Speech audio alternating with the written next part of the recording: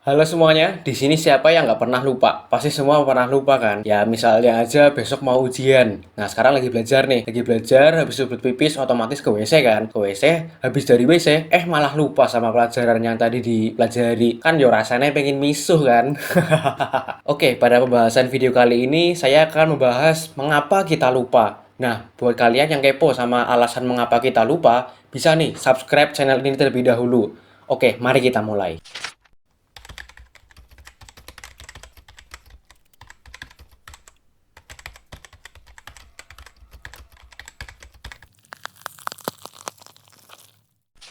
Untuk membahas tentang lupa, kita akan mulai dulu dari pembahasan tentang memori. Nah, sederhananya, memori ini bisa dibagi menjadi dua jenis, yaitu short term memory atau memori jangka pendek dan juga long term memory atau memori jangka panjang. Short term memory atau memori jangka pendek adalah terjadi ketika kita menerima rangsangan dari lingkungan, kemudian mengingatnya dalam jangka waktu sekitar 15-30 detik. Tapi setelah itu langsung kita lupakan. Jadi short term memory bakal cepat hilang kalau kita nggak coba untuk mengingatnya. Contohnya, kita tiba-tiba gatel nih. Nah, setelah digaruk, gatelnya hilang. Setelah 1 jam, kita nggak ingat kalau ternyata tadi itu kita gatel. Ya, ini bisa terjadi karena kejadian yang dialami gak berusaha untuk diingat. Akhirnya cuma jadi short term memory atau memori jangka pendek aja yang bakal dilupakan. Kemudian long term memory atau memori jangka panjang. Sederhananya, long term memory ini adalah memori jangka pendek yang berusaha kita ingat. Jadi, ingatan ini akan terus kita ingat sampai kapanpun. Dan long term memory ini secara sederhananya bersifat permanen. Contohnya, kita itu masih ingat ketika waktu TK itu kita bermain sama siapa dan mainan apa. Misal main gobak sodor. Nah,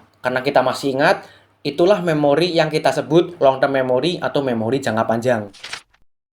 Untuk bisa menjadi sebuah long term memory atau memori jangka panjang, secara biologis itu prosesnya cukup panjang dan cukup rumit. Tapi secara sederhana prosesnya bisa dibagi menjadi 4. Yang pertama adalah proses encoding atau memasukkan sebuah informasi ke dalam memori. Ketika kita mendapatkan sebuah informasi, entah itu dari pendengaran, penglihatan, peraba, dan lain sebagainya, informasi ini bakal kita terima dan simpan di otak. Contohnya, si mawar melihat ada 2 buah gunung. Nah, informasi ini bakal masuk ke otak si mawar dan proses ini bernama encoding. Kemudian proses yang kedua bernama storage atau menyimpan sebuah informasi ke dalam memori. Jadi sesuai namanya, di proses ini informasi yang kita dapat bakal disimpan. Nah, dalam proses ini udah perubahan dari memori jangka pendek ke memori jangka panjang. Kemudian tahap yang ketiga adalah proses konsolidasi atau pengkodean sebuah informasi yang kita terima. Nah, informasi yang kita dapat pasti kan bermacam-macam nih, nggak cuma satu macam aja. Terus pas sudah masuk ke proses konsolidasi atau pengkodean, informasi yang kita dapat bakal dikodekan biar lebih gampang kalau misal kita perlu untuk mengingatnya kembali. Tahap yang keempat atau yang terakhir adalah proses retrieval atau mengingat kembali informasi yang pernah kita terima dalam memori kita. Contohnya, si mawar ditanya nih sama bawang tentang tugas kuliahnya. Nah, si mawar nggak ingat sama sekali. Terus si bawang ngasih semacam clue kayak tugas yang suruh wawancara itu loh. Nah, terus si mawar otomatis coba nginget-nginget lagi nih. Emang ada ya tugas wawancara? Dan tiba-tiba aja dia ingat kalau belum mengerjakan tugas wawancaranya. Nah, biar si mawar bisa ingat lagi, dia perlu yang namanya clue atau pemancing gitu. Nah, pemancing inilah yang kalau di otak kita berarti memori yang dikodekan. Contoh lain, misal si bawang ini dengar kata kopi, kemudian dia tiba-tiba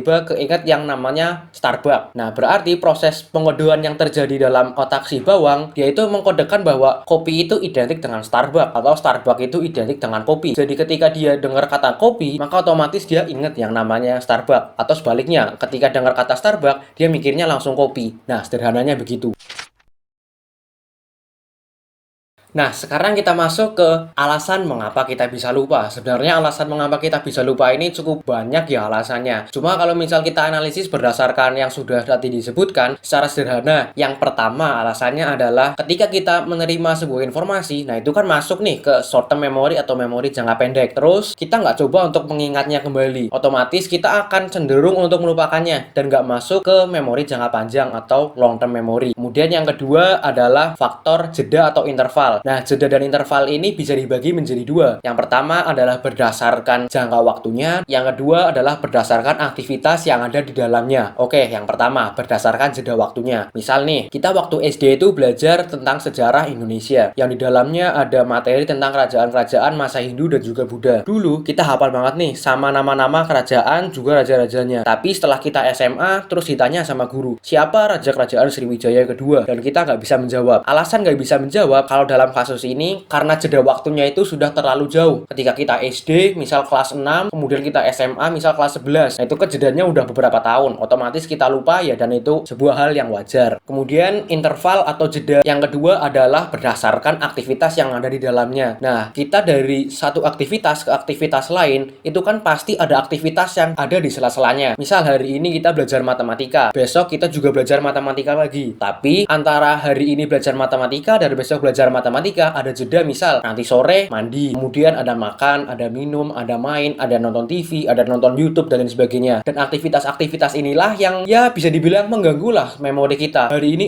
mungkin ingat rumus bangun ruang tentang segitiga. Terus karena habis nonton YouTube, misalnya nonton Thomas gitu. Nah, yang kita ingat malah si Thomasnya. Kita nggak ingat lagi sama rumus-rumus matematikanya. Nah, itu kan aktivitas yang mengganggu daripada memori kita. Kalau misal masih belum jelas atau masih bingung, oke, kita lanjut ke contoh yang kedua. Misalnya ada Mawar. Nah, si Mawar ini belajar tentang sejarah Indonesia. Di situ Mawar hafal banget sama tokoh-tokoh BPU PKI. Tapi selain belajar sejarah Indonesia, Mawar juga belajar matematika dan juga fisika. Nah, matematika dan fisika ini lebih sering dia pelajari karena tugasnya banyak banget. Dan kalau ngerjain tugas ini nggak bisa langsung selesai, tapi perlu kerja keras, kerja cerdas, sampai banting pulpen. Nah, pas ujian semester, ada soal suruh nyebutin tokoh-tokoh BPU PKI. Tapi si Mawar tiba-tiba lupa. Padahal bulan lalu itu dia hafal banget sama tokoh-tokoh BPU PKI. Di lain sisi, pas ujian semester matematika sama fisika, dia malah bisa ngerjain. Juga hafal rumusnya dan tahu langkah-langkah untuk ngerjainnya. Nah, ini terjadi karena Mawar itu cenderung lebih banyak belajar matematika sama fisika ketimbang belajar sejarah. Yang berarti aktivitas selama belajar sejarah sama ujian lebih didominasi belajar matematika. Jadi akhirnya ya pelajaran sejarahnya otomatis lupa lah. Dan yang lebih diingatnya yaitu pelajaran matematika dan fisikanya, karena aktivitas-aktivitas yang lebih banyak adalah menghitung dari rumus-rumus matematika dan juga fisika. Kemudian faktor yang ketiga. Nah, faktor yang ketiga ini adalah minat. Ya sederhananya kalau misal kita nggak minat, nggak suka sama suatu informasi yang kita dapat, buat apa kan kita ingat secara terus-menerus? Otomatis kan juga bakal kita melupakannya ya, karena kita nggak minat sama informasi yang kita dapat. Nah, terus faktor yang keempat yaitu motivasi. Contohnya, kalau misal kita termotivasi untuk mengetahui lebih dalam informasi yang kita dapat, kita termotivasi untuk mempelajari suatu informasi, otomatis kita kan akan berusaha untuk mengetahuinya, untuk mempelajarinya lebih dalam. Nah, peluang untuk lupa otomatis ya kecil karena kita berusaha untuk terus mengingatnya dengan cara mengetahuinya lebih dalam. Kemudian faktor yang kelima adalah lingkungan. Ya udah bukan hal yang aneh lagi ya. Misalnya nih, Bawang. Si Bawang itu lagi baca buku. Nah, tiba-tiba adiknya itu nyetel musik yang keras banget. Kebetulan nih, adiknya itu nyetel musik yang Bawang itu suka. Ya mungkin oke, si Bawang melanjutkan baca bukunya. Tapi karena adiknya itu nyetel musik yang dia suka, otomatis otaknya itu terngiang-ngiang sama musiknya. Dan nggak sekali atau dua kali aja, tapi secara terus-menerus berkali-kali si Bawang itu dalam hati menyanyikan musik yang didengarnya itu. Nah, otomatis hal yang dia ketahui atau baru dia baca dari buku itu ya cepat buat lupa karena pas dia baca itu terpengaruh sama musik yang dia dengarnya. Nah, faktor yang terakhir nih yaitu perhatian atau atensi. Oke, anggaplah kita itu coba untuk terus mengingat informasi yang kita dapat. Jadi udah mulai masuk nih ke long term memory, nggak ke short term memory lagi. Kemudian kita juga minat sama informasi yang kita dapat. Kemudian intervalnya atau jaraknya antara kita mendapatkan pertama kali informasi itu sama kita berusaha mengingatnya lagi itu nggak terlalu jauh. Misal kita baru mendapatkan informasi itu 1 jam yang lalu, terus coba kita ingat dan 1 jam kemudian coba kita ingat lagi. Nah, otomatis kan kita bakal ingat karena interval atau jaraknya itu nggak terlalu jauh. Kemudian kita juga termotivasi buat mengetahui informasi itu. Setelah itu lingkungannya pun oke, tenang. Tapi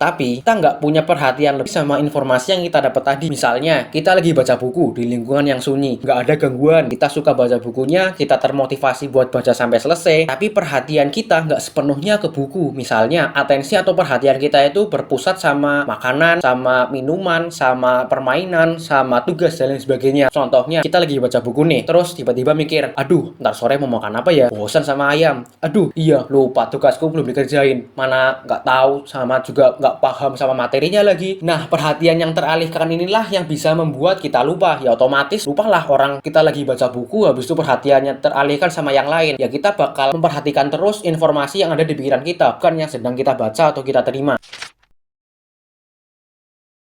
Jadi, kalau misal kita pengen punya memori yang kuat, kita nggak pengen gampang lupa, coba berikan atensi lebih ke informasi yang kita dapat. Atau kalau misal kita lagi belajar, berikan atensi atau perhatian yang lebih ketika kita lagi belajar. Atau misalnya nih, teman-teman pengen bisa paham, bisa mengetahui, bisa ingat lebih panjang lagi dari pelajaran yang didapat dalam kelas. Nah, ketika misal guru lagi menjelaskan, cobalah untuk beri perhatian lebih, beri atensi lebih ke guru yang sedang menjelaskan. Jangan malah ngobrol sama teman, malah HP-an, malah scroll medsos, atau malah tidur. Nah, dengan memberikan atensi atau perhatian yang lebih, otomatis peluang untuk lupanya itu lebih kecil. Ya, walaupun adalah peluang untuk lupa, tapi seenggaknya lebih kecil gitu peluangnya. Atau dalam hal lain, misalnya nih, besok mau ujian. Nah, otomatis kan kita bakal belajar hari ini, atau mungkin dari jauh-jauh hari. Nah, untuk biar nggak lupa dari materi yang kita pelajari untuk ujian besok, pas belajar, kita itu coba beri perhatian yang lebih, dan juga kita coba alihkan suatu hal yang bisa mengalihkan perhatian kita saat belajar. Misal, pas kita belajar, cukuplah yang di depan kita itu cuma misal laptop atau buku yang isinya materi. Jangan ada misalnya HP yang banyak notifikasi WA-nya, kemudian ada komik, ada juga mainan dan lain sebagainya. Kalau misal ada HP yang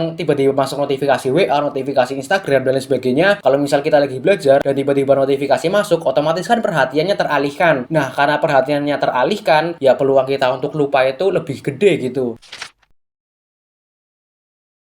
Nah, sekarang kalian udah tahu kan alasan mengapa seseorang bisa lupa. Kalau misal kalian mau menganalisis, kalian juga bisa menganalisis bagaimana supaya nggak lupa atau bisa punya daya ingat yang lebih kuat. Kalau misal kalian masih kepo bagaimana cara punya daya ingat yang lebih kuat lagi, boleh nih untuk like video ini terlebih dahulu, kemudian subscribe channel ini. Karena kedepannya rencana juga saya akan membahas bagaimana supaya kita punya ingatan yang lebih kuat atau ingatan yang bisa dibilang lebih panjang dari sebelumnya. Oke, cukup sekian pembahasan pada video kali ini. Jangan lupa like video ini dan juga subscribe channel ini. Sekian dan juga terima kasih.